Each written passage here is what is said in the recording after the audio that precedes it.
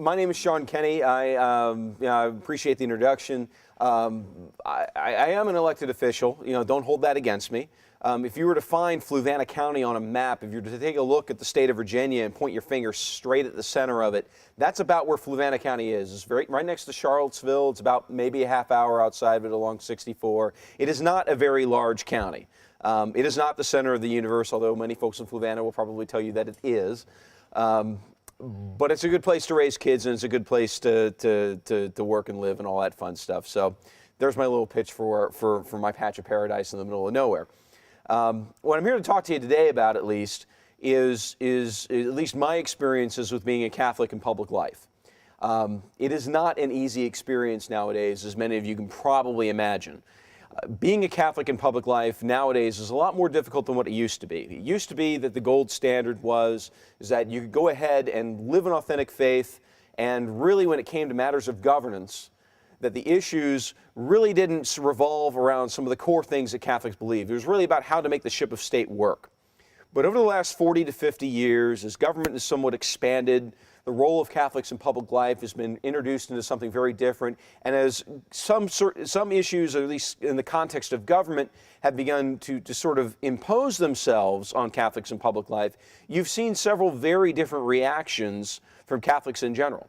And that is somewhat what I'm going to talk about today, at least with my experiences, what I've seen, and maybe a little bit as to where I think things are going for you, because you guys are really the tip of the spear when it comes to taking on some of the very real issues that we're facing as a generation today.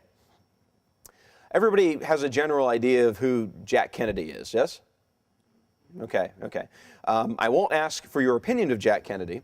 I will only mention at least this much. Jack Kennedy, when he ran for president in 1960, he was the second individual to run for president that also happened to be Catholic. And at the time, anti-Catholicism was still very much your old school variety, right? Is that, this man in the pointy hat in Rome was going to come here and tell Americans how to live their lives, run their lives, work, shop, eat, play, whatever, and a very scary thing, right? That was the anti-Catholicism of days past. And what Jack Kennedy said, and what he sort of established, and has sort of been the quote-unquote rule for Catholics in public life, was that if at any point in time he felt that his Catholic principles somehow interposed themselves with what he felt was right to do in terms of public office, he would resign. And he had a bunch of very dour-faced, Protestant ministers in the front pews, and they nodded and said, whoa, we can live with that. And he ended up becoming president. Well, unfortunately, this had repercussions. And the repercussions are these, is that it actually forced Catholics to choose. In days past, before 1960, it was very common for most Catholics to be Democrats, because Democrats tended to be more welcoming of immigrants at the time. That was the history of the Democratic Party in reaction to a very dominant and very large Republican Party back in the 1880s. Irish immigrants really had nowhere else to go. And so they came to the Democratic Party and in droves, and that was the experience leading up to 1960. And by the time you got to Jack Kennedy had somehow established this new rule for Catholics in public life. Well, when you get to 1960 and you fast forward to 1968 and the Cultural Revolution, and then you fast forward to 1973 and Roe v. Wade, certain things begin to percolate within the Democratic Party, namely the right to life. Very, very basic core principle of Catholic teaching, right? Every human being has the right to exist. Well, for the Democratic Party, this caused a bit of a rift for Catholics in public life. No longer were Catholics able to be both authentically Catholic and authentically democratic. And so now they had to choose. And what you saw within the Catholic polity was a bit of a division. One either identified themselves as a pro-life Catholic and then were associated with the Republican Party, or one identified themselves more with the principles of social justice, right? And therefore stayed within the Democratic Party. Well, what this has unfortunately done is it's exacerbated a bit of a problem that you'll see goes all the way back to the French Revolution, right? Let me explain that very quickly. Before the French Revolution, individuals could pretty much be identified not so much by their politics, but really by their religion, right? Catholics, Protestants, Anglicans, what have you. After the French Revolution, what occurred in a nutshell is that people no longer really identified along those old traditional lines. They started identifying themselves as whether they were a revolutionary or a reactionary. And so now you have this era of isms crop up. And so now people begin to identify themselves not by much of what they believed, but what they thought, right? So that comes down to all these isms, whether you're a revolutionary, whether you believed in the French Revolution, whether you were a communist, whether you were a liberal, whether you were a Marxist, whether you were a capitalist, whether you were a Republican, whether you are a Democrat, whatever the case may be, all of a sudden political beliefs became the gold standard as to who you really were and how other individuals began to identify you. And this is the history not just of the 20th century, but some of the American experience as well. In some degree, politics and political parties have taken over the identity of what used to be. People are no longer really identified, of course, to their faiths, but political religions have sort of stepped into the void. It's one real quick way to end Thanksgiving dinner conversations, right? Mention politics, right? Politics and religion are the two things you're not supposed to talk about, right? Just about? Well, there you go. And there's a reason why. It's because people have sort of subsumed what they used to believe in terms of faith and have taken that and replaced it with ideology. You can see this in pick up the newspaper today after I'm done talking and look through it, and you will see this precise thing played out in news article after news article, after issue, and everything's really ultimately boiled down to which team are you rooting for, Redskins or Cowboys, Democrats or Republicans, right? Right? Where's your Catholicism? You find it split up. You've got Catholic Democrats nowadays. You've got Catholic Republicans nowadays. And Catholics, ultimately, because we're in this primordial soup called America, are forced to choose. It's not an authentic choice. It's not an authentic choice. And here's why. Of all the isms that we've sprung on this world, how many deaths has communism purported on the world? There's a hand raised. At least 100 million. That's a very conservative estimate, right? Nazism, how many deaths did that cause? At least 10 million, if not more, if you can start including the Second World War, correct?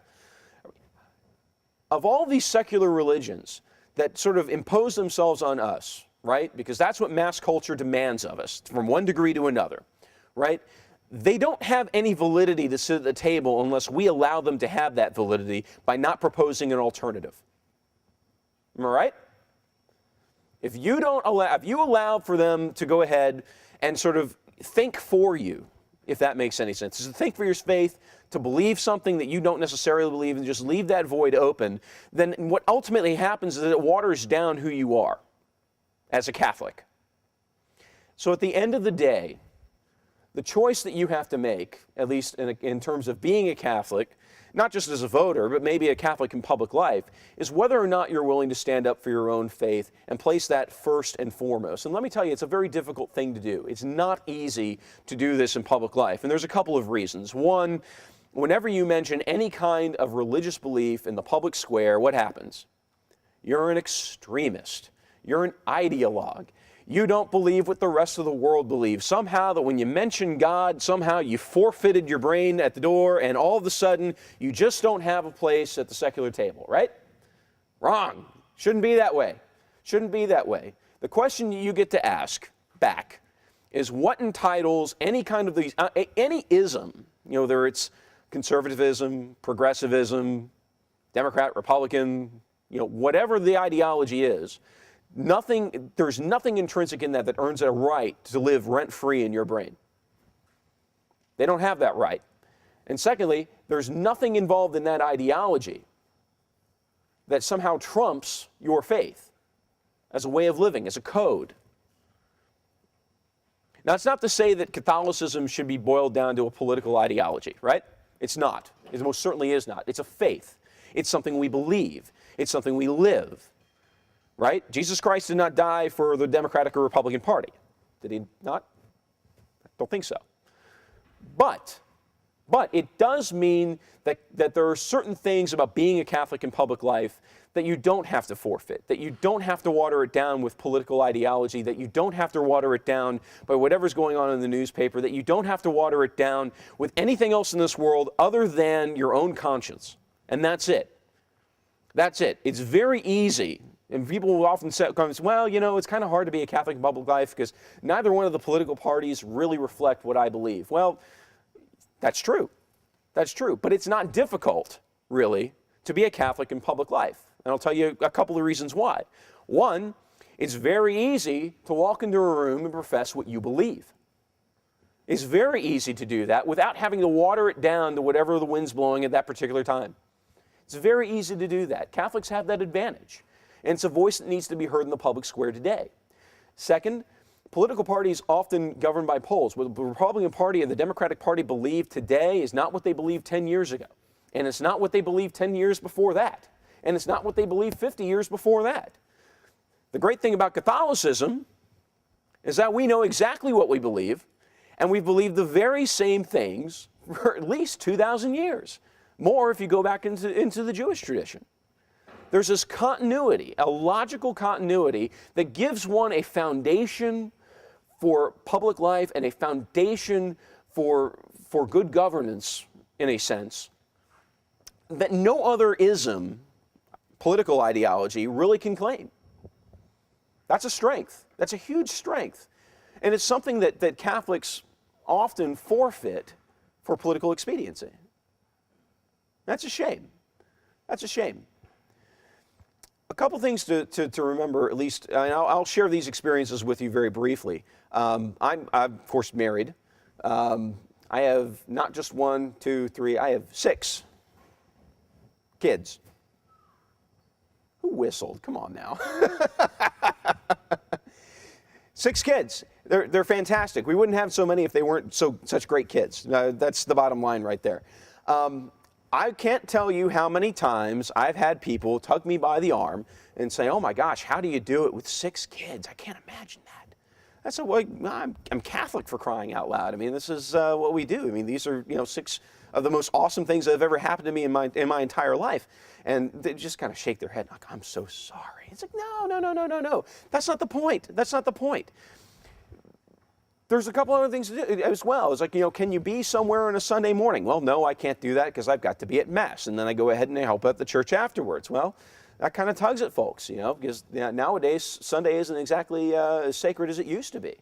There are other things, too, when you start getting to the state and national level and things that get you invited to parties and things that don't get you invited to parties.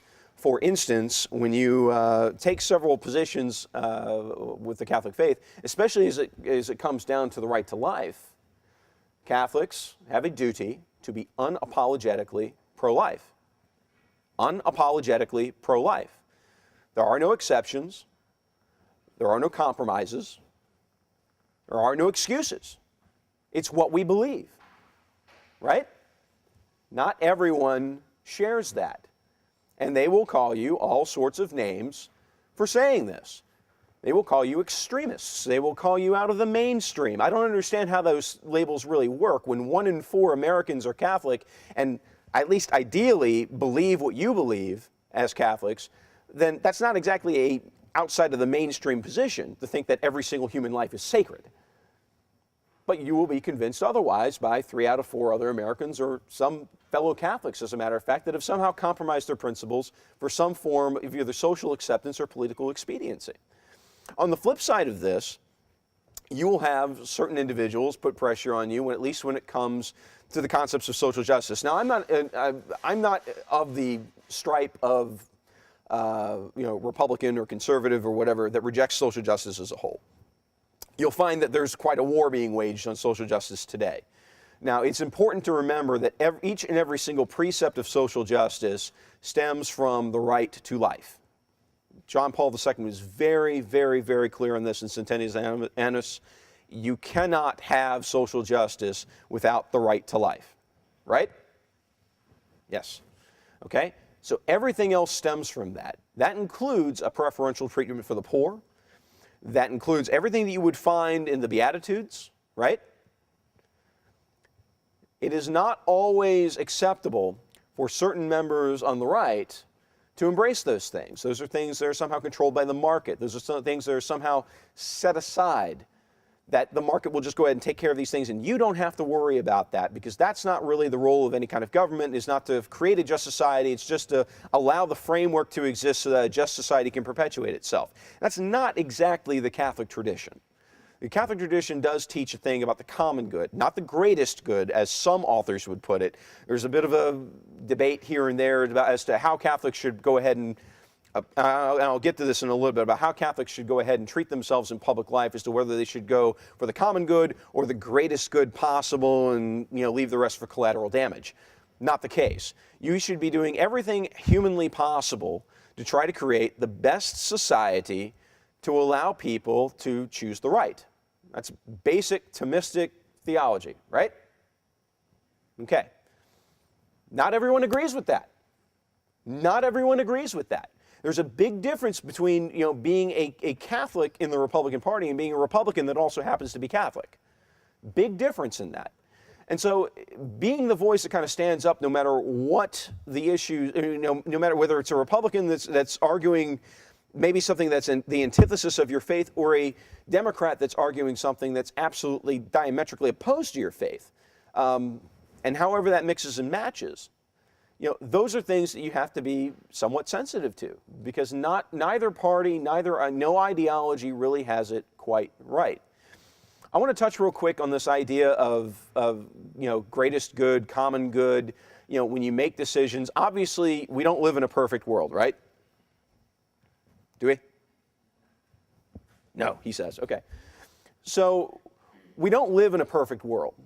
The decisions of governments and of human beings are rarely perfect, right? We make mistakes. The lines aren't always clear to us, right? We're prone to making error. Feelings get involved, emotions get involved. It's not always easy to do this.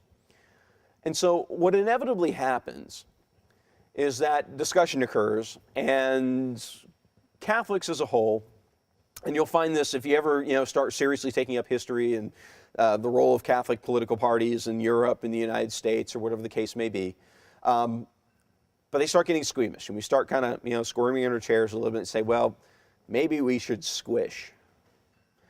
And what inevitably happens is that they start making decisions not necessarily based on the common good, but they start making decisions based on the greater good. And one of the things that you'll find, not just throughout history, but very recently in terms of how Catholics should operate in the public square, is that, well, it's a tough decision, it's going to hurt people's feelings, or it's a real tough decision and it's not easy to make the right decisions, and so maybe we should do just a little bit of evil to accomplish a greater good. Does anybody know what that is? Yes, sir. Very close, but it's not quite the same thing. That's utilitarianism. And that was an old answer, but it's proportionalism. It's saying that we're going to achieve some sort of proportional good for this itty-bitty little wrong. So we can get away with doing a little something wrong. It's like going in and sneaking, food out of the pantry, or sneaking cookies out of the cookie jar so you can share them with 30 of your friends. It's like, well, they're all happy. It wasn't really that much of a wrong. It was just, a couple, I made all these folks happy. So yeah, it was wrong for me to do that, but at the end of the day, a greater good was accomplished, right? Well, what's the matter with that? Yes, sir. There we go. That's a perfect example. That's a perfect example. Is that wrong? I see a lot of shaking heads saying, yes, that's wrong. Why is that wrong? Well, because you don't have the right to destroy human life. You don't have that right. That is not yours to have. Right? Especially if it's an innocent human life. Now, obviously, if somebody's coming at you with a knife, yeah, you have to defend yourself to some degree. But that doesn't mean you go ahead and you sacrifice one person unwillingly to take care of 1 million people. There are ideologies that are based on that. Nazism was one of them. Communism is another. There are other ideologies that preach preference or ease. And those are some of the most difficult ones for us to tackle as Catholics that are out there and that exist and that we have to take on every single day. And it doesn't matter whether it's national issues or all the way down to local issues or things that are right around your kitchen table in your families. You know, proportionalism is the most difficult problem we face as Catholics today. And it disguises itself. It's never going to come out and say, yeah, we need to go ahead and accomplish a little bit of evil to do a greater good. That's not how proportionalism currently operates. What they currently practice under is this idea of prudence, that it is prudent somehow to do a little bit of evil to achieve a greater good. And this is a debate that's currently occurring within the United States amongst the Catholics, especially in Washington. And the question is now all of a sudden proportionalism has become prudence, and prudence, of course, being one of the cardinal virtues, right? All of a sudden now we have to, we're debating about whether or not we can be prudent, we can't be prudent. Well, there is a false sort of prudence that perpetuates itself within Catholic circles. And that false sort of prudence does go along the lines of achieving a little bit of evil for a greater good. But notice the distinction between greater good and common good. It has been the tradition of the Catholic Church for 2 millennia to achieve the common good. That means the good of everybody in this room, right? And everybody outside of it, right? The greatest good says that you guys are taken care of, and you guys don't get taken care of, because it's good for them, right? That's what happens. Now, you can move the ratios however you'd like, right? You can put one person over here and 500 over here. You can put 500 people over there and one person over here. But at the end of the day, it's still the greatest good versus a common good. It's still proportionalism versus true prudence. And it's still right versus wrong. Yeah? That's what we deal with every day. That's what we deal with every day. Now, obviously, as Catholics, we've got a bit of an advantage of others in terms of actual, good, hardcore biblical examples, right? We've got 72 books in the Bible. Everybody has the book of Maccabees, right? Has everybody really read the book of Maccabees? Seen kind of, it's like the Braveheart of the Bible, guys. It's awesome. And I'll give you one key example, and then I'll sort of finish up and I'll take questions, okay? In the book of Maccabees, pretty much the Greeks have conquered everything, right? They've taken out the whole area of Judea. They've conquered the known world, right? And so what they've chosen to do at this point is to make sure that they lived up to Alexander's dream. One world, one master, one ruler, and they choose to wipe out all the religions in Judea, including Judaism. Now, it is unique to the Christian experience that there is always, in the entire line of salvation history, there has always been a faithful remnant. At no point in time has the flame of faith died. From Adam to Abraham, all the way to Christ and beyond. At no point in time has the flame died out. It came very close to doing so 300 years before the birth of Christ. They took out the temple. They turned it into a Greek temple to their gods. They went from town to town to town, eradicating Judaism, one by one. And finally they got into the hills. They had successfully wiped out most of the Jewish faith, right? And they get to this one podunk town, not much to speak of, and they convince everybody in the town to give up their faith. They convince the mayor's family to give up their faith. They convince his immediate family, they convince his wife to give up his faith. And all this one man, Judas Maccabeus, had to do was take a pinch of incense and place it on the altar in order to say that he was no longer observing his faith. Now, think about this for a moment. 300 years ago, the entire Judeo-Christian tradition, our faith, rested on 2 fingers of one man in Israel. It would have been prudent for him to pinch that off, leave it on the altar, and walk away. They wouldn't have killed his family. It wouldn't have ignited a war. It would never have brought the Romans. Instead, what he does, he turns around and he beats the crap out of the Greeks that are there and starts a revolt. One little town against the entire Greek Empire, right? Which at that point was 3 different empires plus the Romans at that point. They had no chance of success. But they didn't do the quote-unquote prudent thing, according to some of our proportionalist friends. Some of us who would convince Catholics that struggling, trying, just isn't worth it. We might as well just wait for a better day. That's not what they did. And if you read through salvation history and you read through the history of the church, at no point in time has that ever been the definition of prudence. What was prudent at that point was to obey wisdom. And his wisdom taught him that the faith was true and correct. And he stood by it. That's what martyrs are made out of. That's what saints are made out of. And if that's what we're called to be, what was true then is true now. If it was true for Judas Maccabeus, if it was true for St. Peter, if it was true for St. Paul, if it was true for all of the church fathers, if it was true for St. Francis and St. Dominic, if it was true for the popes, if it was true for the Spanish as they came to America and preached the faith, if it was true for all of the martyrs during the First and Second World War, if it was true for all of the martyrs in the 20th century, it is true today. And it's true in public life just as well as it's true in any of the big stories that you hear, or just as well as anything else that you might read going through the salvation history, right? We're called to do no less. We're called to do no less. Now, I can't give you any specific examples in my life where I've been actually tested in such a way.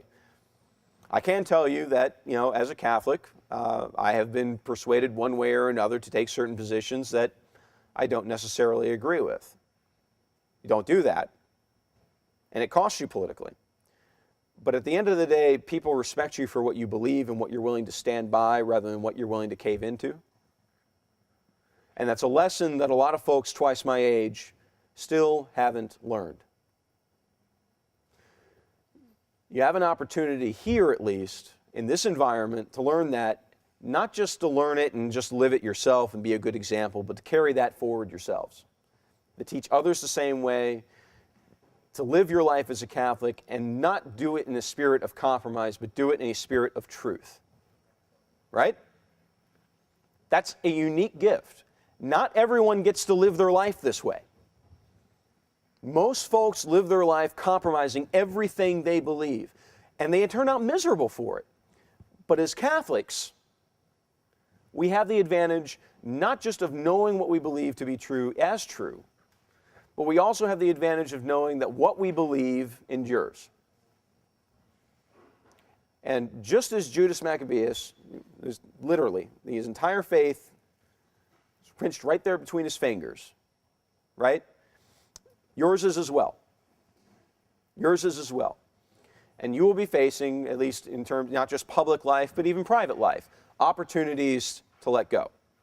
Sometimes you very well may. That's okay. That's okay. So long as you understand what you've done. That's why we have confession, right? You get the big reset button, so long as you understand what you've done. It won't be perfect all the time. But understand when these decisions come before you, whether it's public life, private life, whatever the case may be, you do have these opportunities, and you will be asked and you will be tested. The more decisions that you make to hold on, the more decisions that you make to stand by your faith, the decisions that you make that enable you to stand by your faith and show others that your faith is worth living, other people will respect that and emulate that much, much more quickly than they will if you simply follow the rest of the herd and compromise on something that you believe here. Because if you don't believe it here, nobody else is going to believe it otherwise. Is that about right? So, I guess the message that I have for you today, and I'm more than happy to take questions and comments and all that fun stuff, but the message I have for you today is at least this. Hold on to your faith, live it fearlessly. John Paul II had a great line, and it was at the World Youth Day in 2000 in Sydney, Australia. And he told the folks there in the crowd, and I forget what the rest of his speech was, but there was one line that stood out in particular. He said, "Do not be afraid to live the gospel directly." Do not be afraid to live the gospel directly.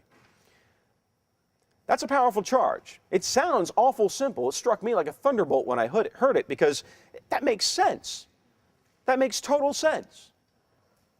There's a lot of pressures outside in the world, whether it's in public life or private life, that tell you to do otherwise. But do not be afraid to live the gospel. That's powerful stuff.